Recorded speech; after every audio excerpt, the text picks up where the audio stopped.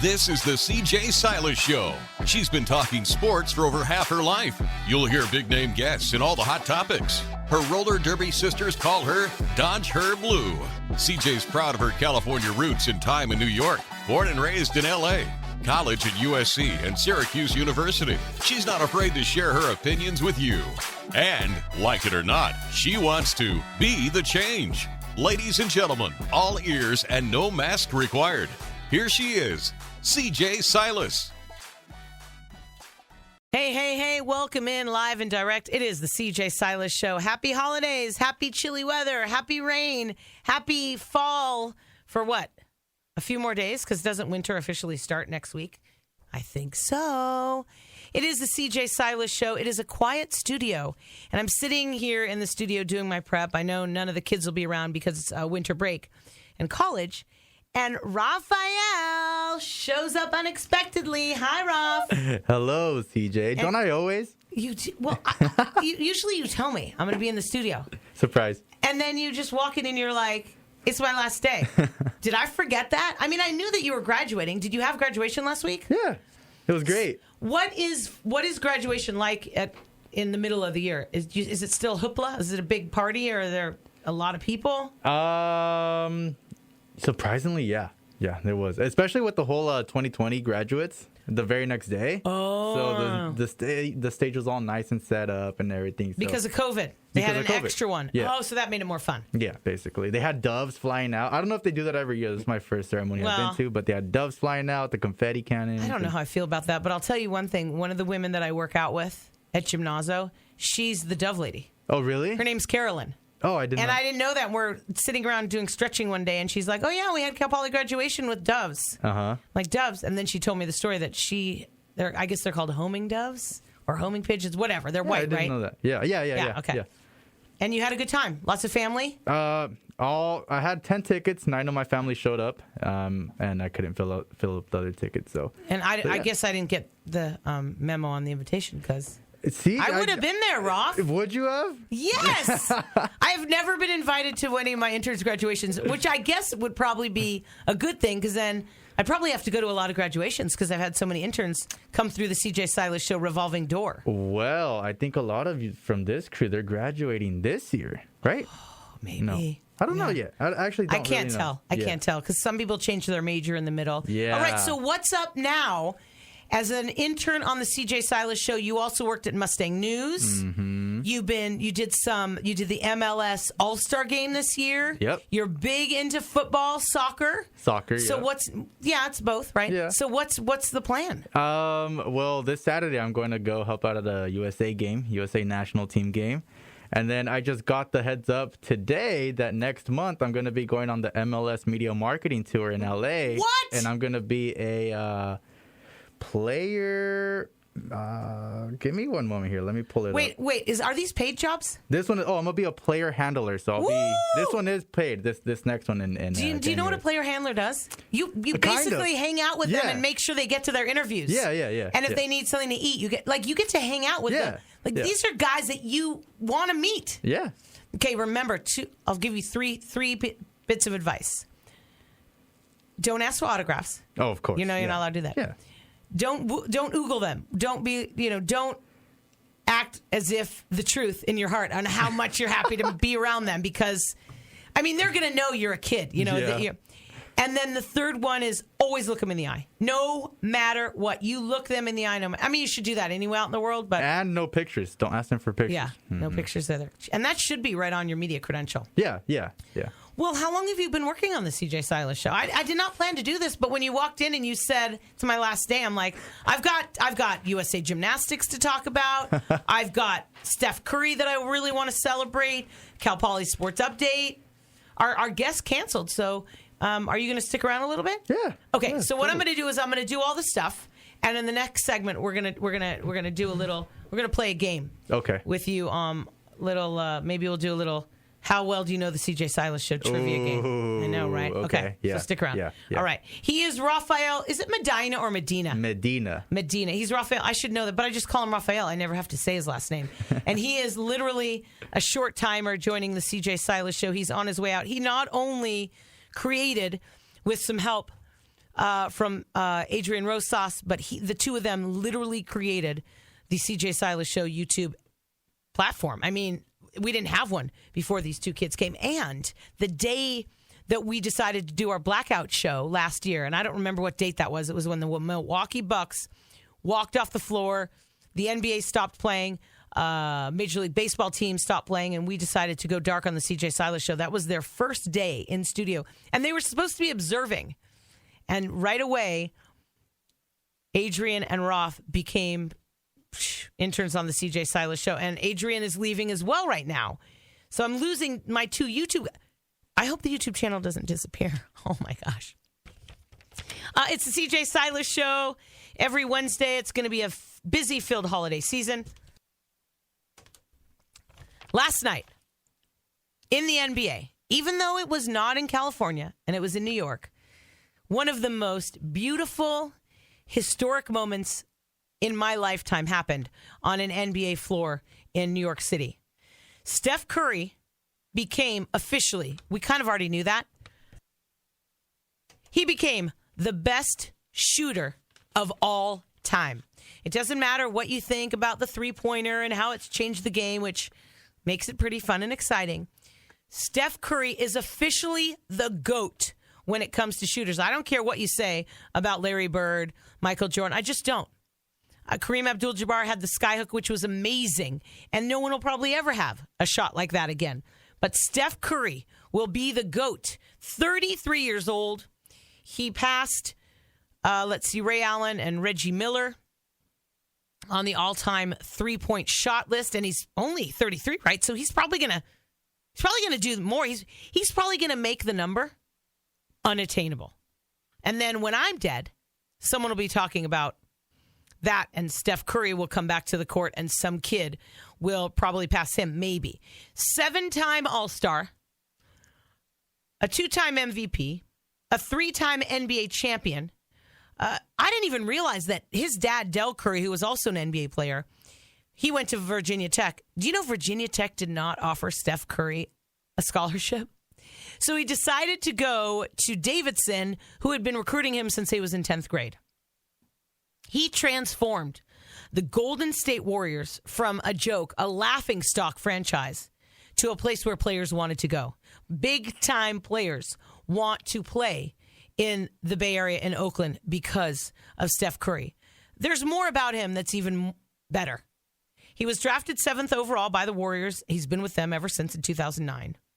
He did change the game of basketball because he brought this three-point shot, which was around, but he perfected it. He's not just an incredible human on the court. He's not just the best at three-point shooting, but he changed the way people look at NBA players because of the give-back component of who Curry is. In 2012, he created Nothing But Nets, donating mosquito nets to help combat malaria around the world. He worked with President Barack Obama on the malaria initiative. I'm just giving you some of the highlights. This guy in Oakland, he is a star, not on the court, but the kind of human that he is. In 2015, I don't know if you remember that shooting in Chapel Hill. It's a condominium. A few guys were killed by one of their neighbors who just was kind of crazy over parking issues, whatever. So then in 2015, he wore shoes in honor of the kid that had passed away because the kid loved Steph Curry, and Curry found out about it. He donated his MVP prize, the vehicle that he got in 2016, to the East Oakland Youth Development Center. In 2019, he and his wife, Aisha, created the Eat, Learn, Play Foundation in Oakland. It creates safe spaces for kids to go and stay active. It creates access and support for young kids in difficult neighborhoods to access better education. He also has been fighting the problem of childhood hunger in this world, especially since the pandemic. They've given over 17 million meals to hungry children in the Bay Area, he and his wife, Aisha. Those are just a few of the things that Steph Curry has done on and off the court. He's so incredible. He's a likable guy. People say that he doesn't play defense. I actually really don't care if he plays defense or not. Somehow, the Golden State Warriors have made it work. And this year, they're pretty much kicking butt again. There were a lot of injuries over the past few years, and the Warriors are now making a name for themselves again because guys are healthy. He was hurt. A lot of things have changed over the past couple years for the Golden State Warriors, and now that he's healthy, they're 23-5. They're 14-2 at home. And they lead the Western Conference. I mean, the Suns, believe it or not, are 22-5, which is crazy. I know it's early in the season. It's not even 30 games. You got to give credit because the Golden State Warriors have had a couple really, really tough years. Steph Curry is determined. And to see he was so shy, I don't know if you watched it. I didn't watch it live, but I was watching it today. And I watched a lot of the clips. And he kept, if you noticed, he was putting his head down a lot because he was trying so hard not to cry. And guys on his team, his mom, his dad, they were all there, his wife. And he just seems to me like he's humble and real. And he's not a boaster. I mean, he did say now that maybe they can talk about that he's the best shooter, but he kind of wanted to wait for this to happen. It's just such a beautiful story when something like this happens to someone that's not just amazing at his craft, which is basketball, but he's an amazing human being, and how he transformed how people look at the Golden State Warriors. And the city of Oakland has wrapped their entire arms around Steph Curry. So I just loved watching it. And then he went into the locker room and he gave a couple of his teammates Rolex, the guys that were, was it Draymond Green? Two guys he gave Rolex to. I'm for some reason I don't remember who they were, but I think it was Draymond Green. Basically giving them a Rolex, thanking them for the assists, because the assists are pretty big. Oh, Andre Iguodala and Draymond Green. There we go. Just something that's very important is to recognize that you're not alone. Yes, he's the one that made the shot, but those passes, I mean, the assist counts in basketball for a reason. The assist counts in soccer for a reason. Certain sports, an assist is a big deal. There are guys that their entire career was just assisting the big scores, and they don't get as much credit. So it was nice to see him do that. How fun for Steph Curry. And now no one has to question anymore if he's the GOAT. And if you want, you can criticize what the three-point shot has done for the game. Guess what, y'all? Things change.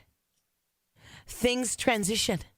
We can't just live in a time of the dunk or the 7-foot center. The basketball world has shifted, not just because of the skill level of the players and the three-point line, but it's also the health and fitness of players as well. I like it. I'm proud of him.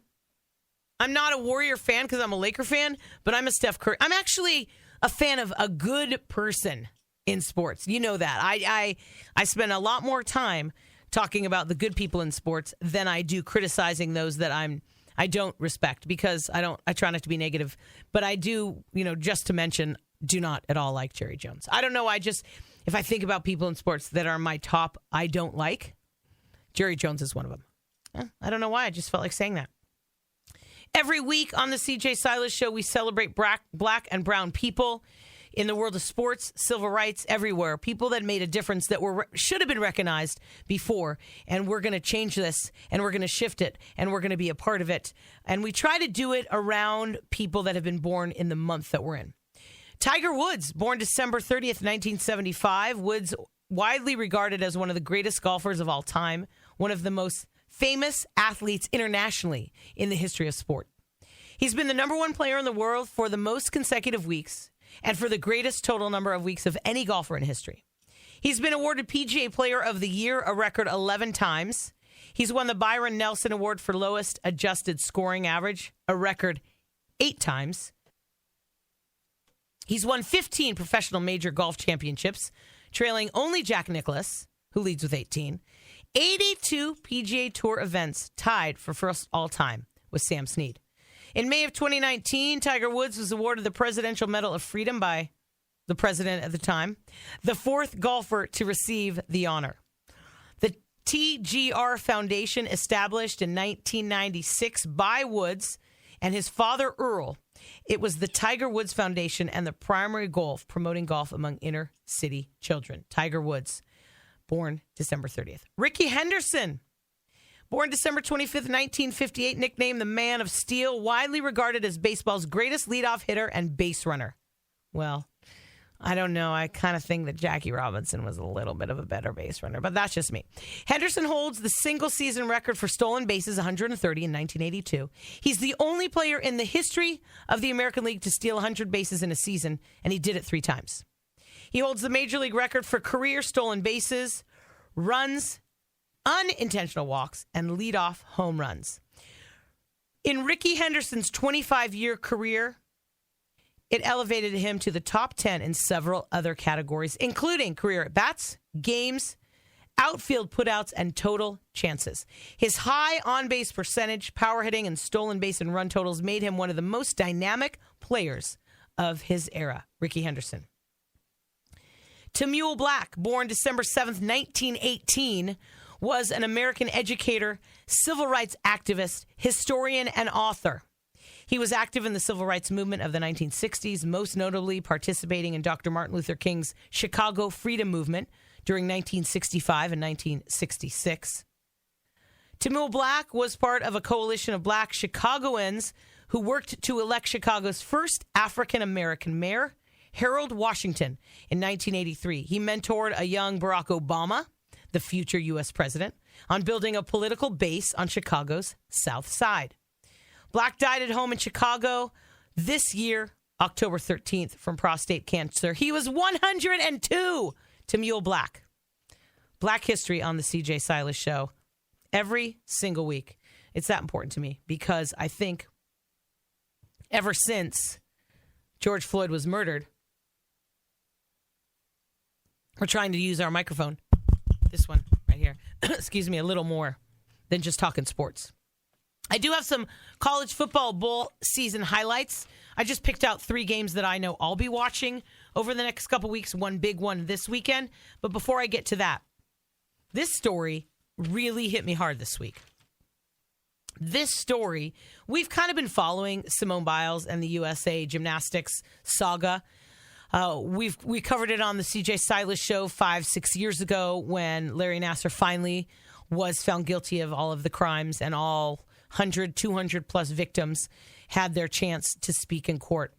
Well, this week, USA Gymnastics and the U.S. Olympic and Paralympic committees have been finally held accountable for what they didn't do to protect these gymnasts. Now, remember, the abuse began in 1996 at Michigan State. USA Gymnastics and the U.S. Olympic Committee turned their heads and did not support or believe some of these young girls when they were coming forward and asking for help and telling them what was going on. Michigan State had already settled $500 million for the victims. This week, USA Gymnastics and the U.S. Olympic and Paralympic committees, $380 million. So far, $880 million of a settlement is going to all of the women who were young girls when Larry Nassar began to abuse them, sexually assault them, and really change their lives forever with his misconduct. These women will have a lifetime of pain and memories.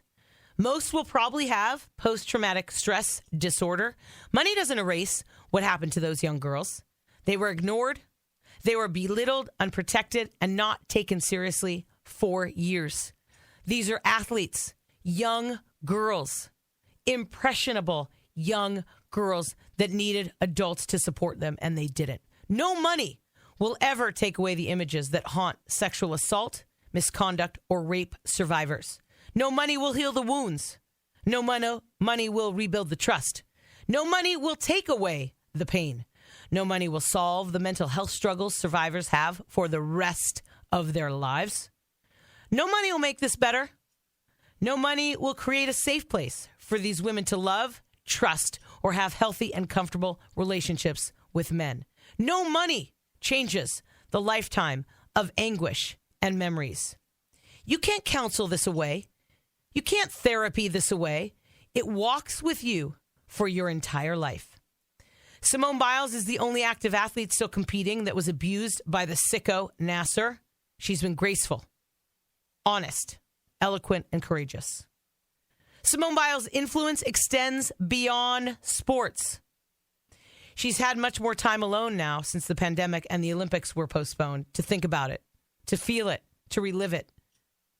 She has changed the way her teammates on the Olympic team and women all over the world view their own well-being and truth. Biles has humanized all of the pressure of high-level sports, competitions, and the balance of mental well-being. Biles, Kevin Love, and Naomi Osaka propelled mental health to the conversation of culture in sports and in life. Mental health struggles are not taboo anymore. Finally. But did it have to happen this way? Did it have to happen for 20 years before anyone came forward to protect these women? It's too late because they weren't protected by Michigan State, USA Gymnastics, or the Olympic committees. But these women refuse to be silenced. The power of the gymnasts and their collective overwhelmed the situation. The gymnasts showed the criminals that allowed this to happen that their bravery and their courage would not let this happen to any young female or male athletes again. The failure of the system that was supposed to protect them didn't and could have made it stop sooner, but didn't. USA Gymnastics, Michigan State, the U.S. Olympic Committee, $880 million is nothing because these women will never get their childhood back. They will never get those teen years back, and it will always be connected for them with gymnastics. It was a 5-year legal battle with hundreds of victims. Simone Biles, Allie Reisman, Michaela Maloney, Maggie Nichols, just to name a few that showed up this week. The FBI got involved, and they failed these young women. Simone Biles was named the Time 2021 Athlete of the Year. 4 skills have been named after her in the sport of gymnastics. But guess what? None of that matters. The money doesn't matter.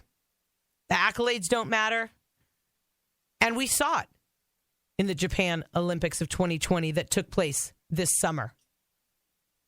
And we will continue to see it until we let the madness finally end. Until we listen, we support, and we change how we react to young women and young men who come forward and accuse people of sexual assault, misconduct, and rape. So on this day in December, on the Cj Silas Show, as I continue to talk sports, but also the world of sports, the characters in sports, the personalities in sports, the real people in sports who continue to show us through their own transparency and courage that they have challenges as well. $880 million is a lot of money, but it doesn't mean a thing. Because these women will never live a life that they should have lived. Without fear,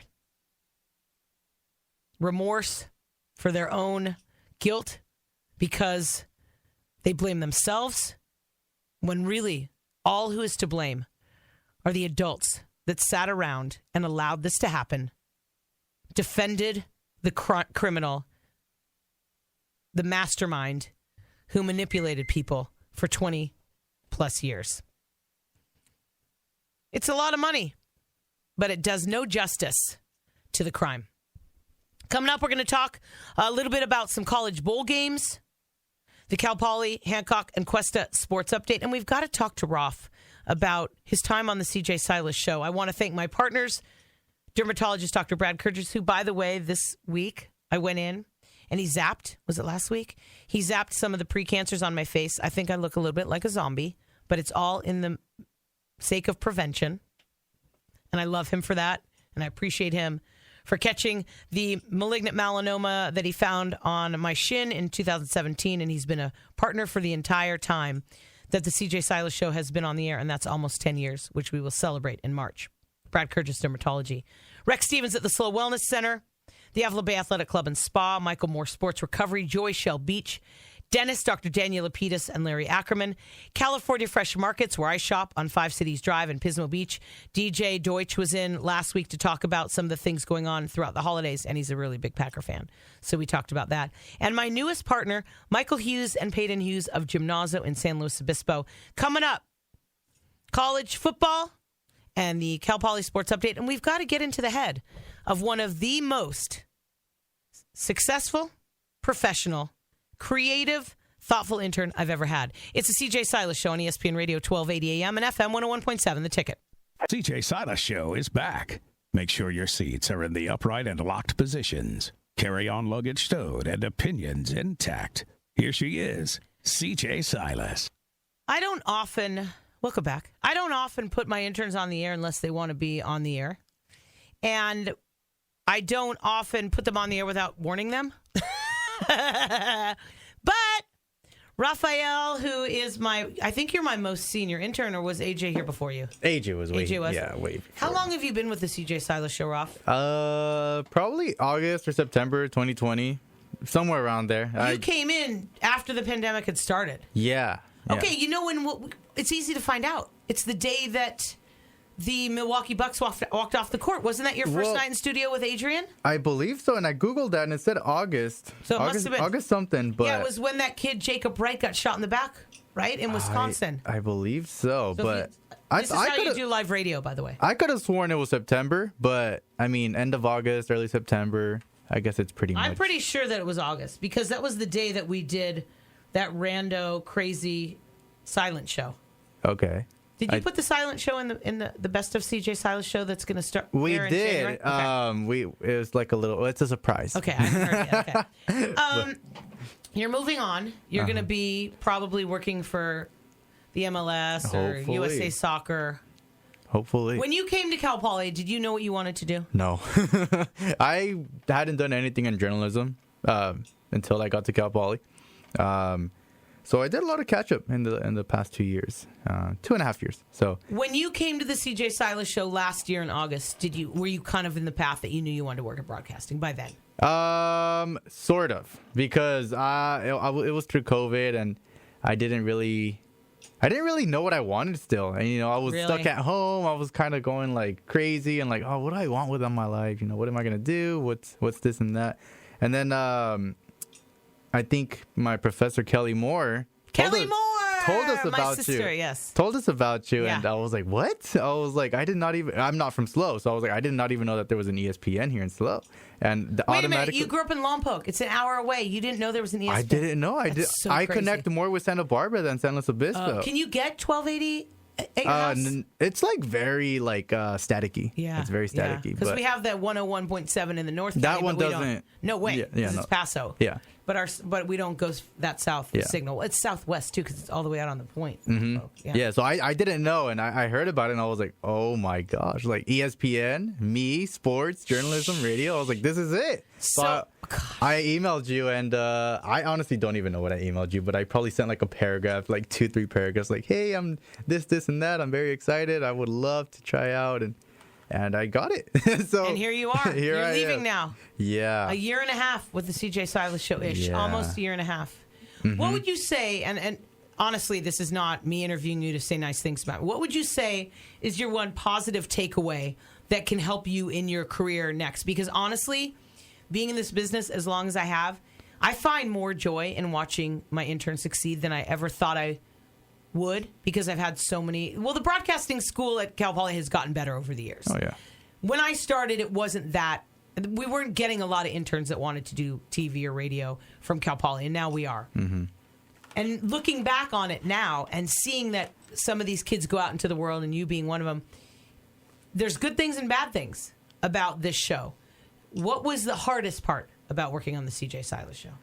For me, I think this will just. I want the truth. I think for me, this will only resonate for me is being here, because I commute Physically, you commute from Lompoc. physically. Okay, yeah. And then honestly, I'm a huge soccer guy, so I don't really know too much about football, baseball, basketball. I'm pretty knowledgeable in basketball, but sometimes, like, when you're talking about someone, I'm just like, huh? I'm just like, and that's unfortunate with national sports talk radio, because they don't really talk about men and women's soccer unless it's an Olympics or some huge worldwide event. Yeah. I thought when the MLS started that it was going to get more play on radio and TV, and it doesn't. Well, now I feel like it is. It's growing. A little. It is growing. But if you turn on sports radio, whether it's FSR, it's not talked about. You see it on TV, but you just don't hear it as much on sports radio, and I'm not sure why. Yeah. Because it's a great sport. I like it better in person. I don't think it's really great on TV. It's way definitely. Better in person. The atmosphere is oof. Wow. LAFC game. If you ever go to an LAFC game, I'm not a fan of any of the LA teams, but just know that crowd is crazy. Awesome. Yeah. Did you go to any of the? We've had a few times where the San Jose earthquakes have come to Cal Poly. Did you ever go to those? No. There was a time. You must have been little. No, it happened a few years ago. I did not know that. Yeah, so it was before you were at Cal Poly. There was a time. Yeah. When they came to Cal Poly. That's awesome. I did not know that. Okay, so that was the hardest. What was when you walk away? What are you going to say, gosh, that I'm going to take with me and use? Your interviewing skills. Honestly, like I said, I didn't do journalism. I used to write down my questions and read them word for word. I think I did that too. Everybody does that. Word for word. Yeah. No, but like seeing you do it live, like I don't even think you have a list of questions anywhere. I think it's all in your head, or like you just know what you want to do. And I feel like when I interview people, I jot down like a word or two. Yeah, bullet points. That's bullet points. That's how to do it. And I wouldn't never imagine myself doing that, but every time I saw you doing live, all the recordings that I would do in here, all the times I would sit down, and then especially with like the big people like Rodney Pete, it was just a couple like, weeks ago. Yeah, like with people with such a big status, like you don't get nervous, and I guess that's what I've learned. You know when I get nervous, which is really funny, was tonight coming in thinking I didn't have any interns and I didn't have a guest, and I said to my friend that I was with today hiking, I said, I did 5 hours. From 10 p.m. to 3 a.m. on ESPN in like 2007, 2006, 2008, somewhere around then. 5 hours. And sometimes I get nervous coming in to do my 1 hour if I don't have a guest. But also when I'm passionate about a story like the USA Gymnastics and Steph Curry, sometimes you alienate people. Because a lot of people that listen to mainstream sports, they don't want to know what's the uncomfortable stuff. Yeah. And I had to learn, honestly, ever since George Floyd was murdered. And I've always kind of been activist style. But I was afraid, and I didn't have the courage to really go that way with it. People don't listen to my show to hear my opinion about a team because they don't care about my opinion. And they're not going to gamble because of what I say about sports. And so I've just kind of shifted without even planning it that I was going to do sports, but I was going to do it from a different angle, which was the people. And I used to do sports talk, Rolf. When I started 30-something years ago, it was all opinion. In fact, I had bosses at every network I worked. You need to be more opinionated, CJ. Really? And I always had the facts behind my opinion, but as a woman, the fear was no matter what my opinion was, because I was a woman, they were going to disagree. And that really did happen. Yeah. And you don't see that because it's the Cj Silas Show. I don't bring people on here that are going to disparage me or patronize me or condescend. They can disagree. Yeah. But I'm not going to do what I did for my first 20 plus years is let people treat me like that. Yeah.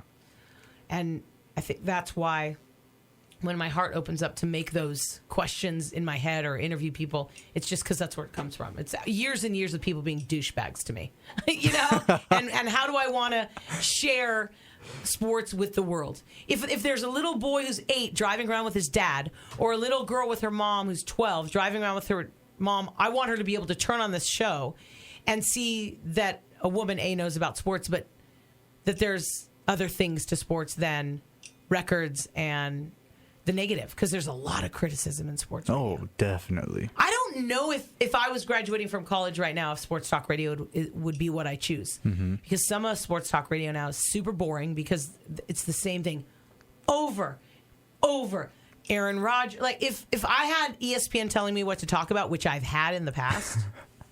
I would die. I just couldn't do it because nobody on the radio has been talking about the stories that I mean, everyone was talking about Steph Curry because it was a huge story last night. Yeah. But That's your point. Everyone talks. Everyone talks about records. Everyone talks about the negative, but he's wins. a positive. So, he is. He's a positive. To watch that video, but the USA Gymnastics story, you turn on mainstream sports radio and nobody's talking. Yeah. People, it's uncomfortable because people have guilt.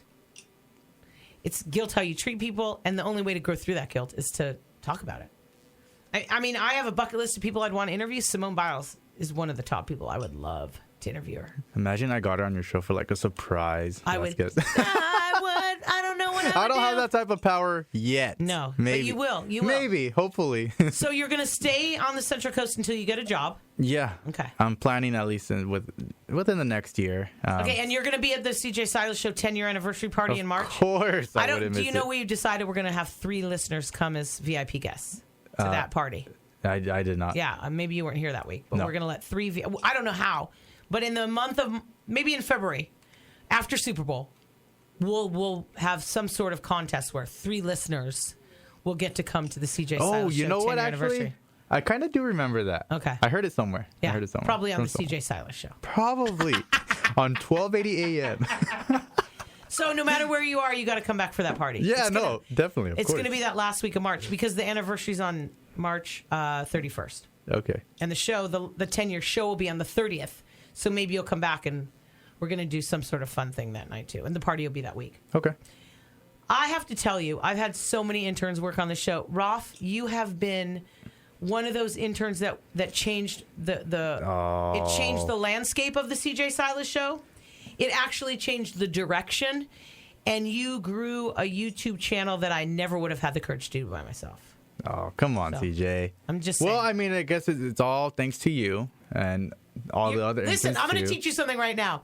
Receive the compliments. Say thank you, CJ. I Don't turn it around. can't. Don't turn it around on me. I can't. By the way, is there a new open on the CJ Silas Show YouTube channel yet? You're working on it, right? Is there a new TZ open? Yeah. It is. It's there? It's there, but I feel like I want you to see one last clip before it's Okay. official. Okay. And other than that, then yeah, it's. Well, then wait. You're supposed to be done. You're not supposed to work anymore after this moment. I'll finish it the rest of the week. You Okay, know. so you'll finish. You'll get that up by Flashback Friday. Flashback Friday. Yeah. And what's in that box that you have right there? Oh, this box? Yeah, It's a- I didn't even remember I gave you that box. It's a box full of records, amazing credentials. Here, the one I'm holding in my hands is the Eastern Conference Finals, Miami Heat, and then I also. What year was that? Oh, those are credentials that I used. Yeah. 1997 Oh, I NBA forgot that I playoffs. kept all. You know what? Thank you for bringing that back because I forgot that I had that. And then you have a media pass for the locker room pass for the 1997 to 1998 Lakers season. And then you have like the Miami Heat versus the Lakers tickets. So that's NBA. Is there anything else in there? I mean, I've covered. Oh, there's. Just grab anyone. They're in little Ziplocs. Did you organize them by sport? No, I tried. Oh, how about this one? The 2004 MLB All-Star Game. Houston? Minute Maid Park. I don't know. Actually, it doesn't really say. Okay. It's just a picture of you. Oh my gosh. In 2004. Oh, you know what? That was Houston. Oh yeah. And then I don't know what this is.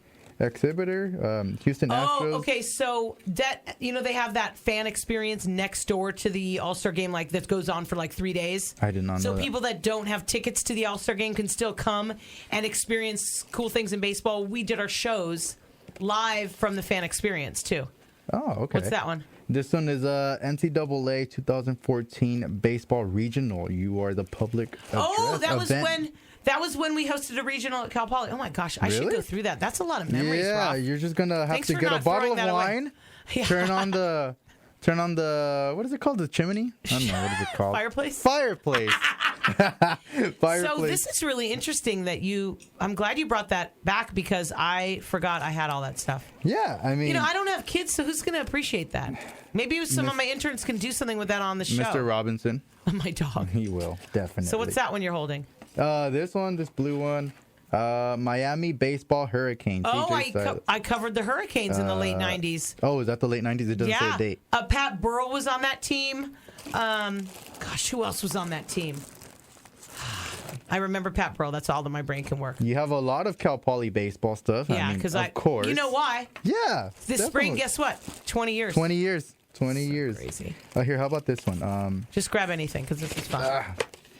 The Honda Classic 1997. Oh, stop! That was in Miami, Florida. Yeah. Coral Springs, Florida. That's when I interviewed John Daly for the second time at that. Oh, really? You know what? This would be kind of an interesting show if we had it on video. Because to see you pulling those out, walking down the memory lane. What's this one? How about this? California Adventure Grand Opening. Oh, yeah. I was at the grand opening of California. What were you doing there? So our radio station in Seattle. Seattle, yeah. I did morning music on an R&B station. Uh-huh. And I did sports on the weekends. And they flew us out. We stayed at the Disneyland Hotel for a week. Ooh. And we were at California Adventure when they opened the doors for the gates. But the day before, we got to go. And there was like maybe 200 of us on the whole grounds. And all the concession stands were open. I got myself so sick. I ate so much Disney food. And we got to be there and go on every ride with nobody there. And then that night, the Beach Boys played. Gosh, when was that? What's that one? This is the last one. Then we got to go. Decade this is so of fun. Heat from 1988 to 1998 working press. 97. Please don't say 1988. You meant 1998. No, 1988. Oh, I don't know what it is. Oh, you know what it was? It was 1998, and they were celebrating the 10-year anniversary of the Miami Heat. Yeah, Decade of Heat. Yeah, so I wasn't there in '88. This is from 97 right? /98. Okay, yeah. So that's when it was, and I got to be there for all the postseason games for that too. Oh my gosh, you were everywhere, CJ. I've had some fun. All right, well, thank you for bringing that box back because I had forgot about it. Of course. When did I give you that box of credentials? I don't know, first 2 months maybe. Oh, actually, it was when we created the YouTube channel. Okay. So probably like in August, November. We got to find a creative way to do something with those. Social media.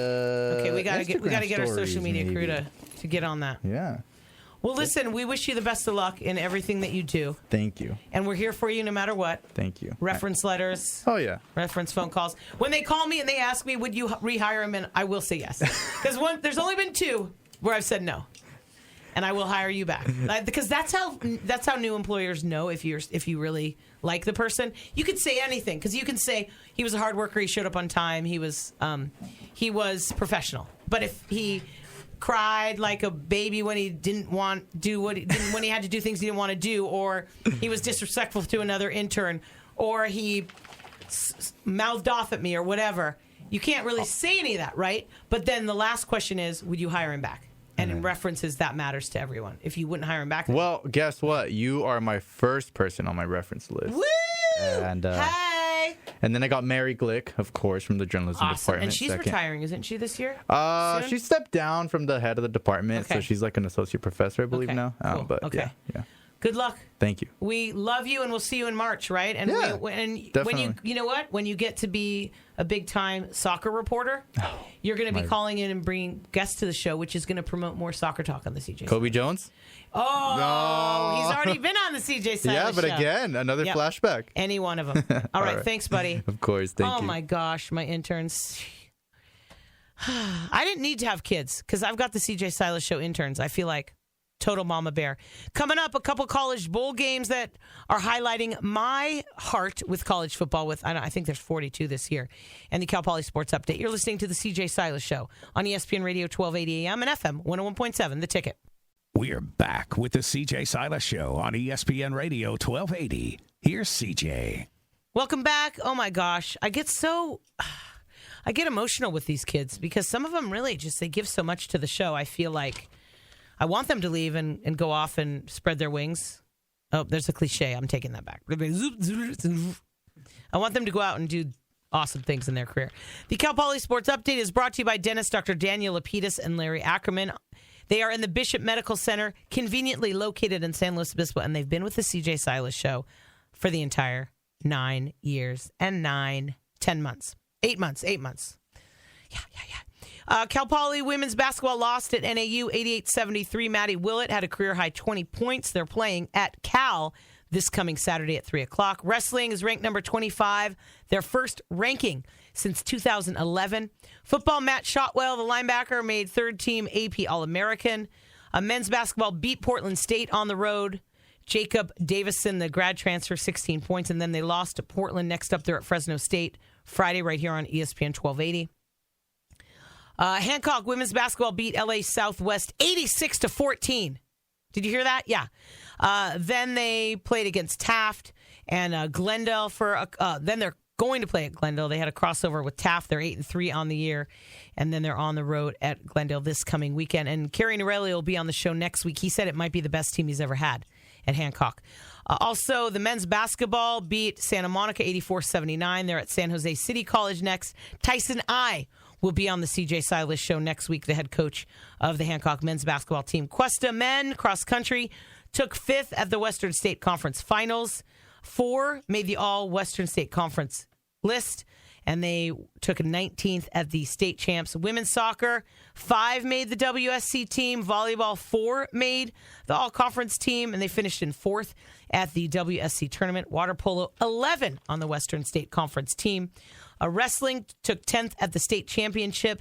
Men's basketball, a 2-day tournament at West Valley and Folsom Lake next, and the women next are at a Grossmont tournament in El Cajon. That's a look at Cal Poly, Cuesta, and Hancock. College football bowl games that I am looking to. Not the playoffs, the other games. My favorite one this week is the Celebration Bowl. This coming Saturday in Atlanta, Georgia. It's already sold out. Celebration Bowl pits the Jackson State team, coached by Deion Sanders, where his son, Shador, is the quarterback, against South Carolina State. Jackson State is the SWAC champ, where South Carolina State's the MEAC champ. Coach of the Year, Buddy Poe, has spent 19 years at South Carolina State, and he's had 8 conference titles, and I think this is Deion Sanders' first, maybe second year with Jackson State. Celebration Bowl is historically the bowl with historic black colleges and universities, and that's happening this weekend. Coming up later in December, the Music City Bowl, number 14, Oregon, and number 4. Wait, what number is Oregon? They're ranked against number 14, Oklahoma. That one. Both have interim head coaches. That's why it's kind of interesting. Brian McClendon will coach the Ducks, where Bob Stoops, former Sooners coach, will come back and help Oklahoma, the 14th ranked Sooners, taking on Oregon in the Music City Bowl. The Gator Bowl, Texas A&M against Wake Forest. Texas A&M is number 25. Wake Forest is number 17. Dave Clawson is the only coach in Division I history to have 4 teams with 10 wins or more. Texas A&M upset number 1 Alabama after they lost to Arkansas and Mississippi State. And they're going to have a tough time against Sam Hartman, the quarterback at Wake, who's got almost 4,000 yards passing. Oh my gosh. College football bowl season next week. College basketball on the Cj Silas Show. And then hopefully Kimberly Martin, NFL reporter from the NFL on ESPN, will join us. I'm going to turn off my mic now, and I'm out. Thanks for listening to the Cj Silas Show. Find her podcast on the CJSilasShow.com. Follow her on all social media platforms, including her YouTube channel. Make an appointment to listen every Wednesday on ESPN Radio 1280 AM and FM 101.7. CJ out.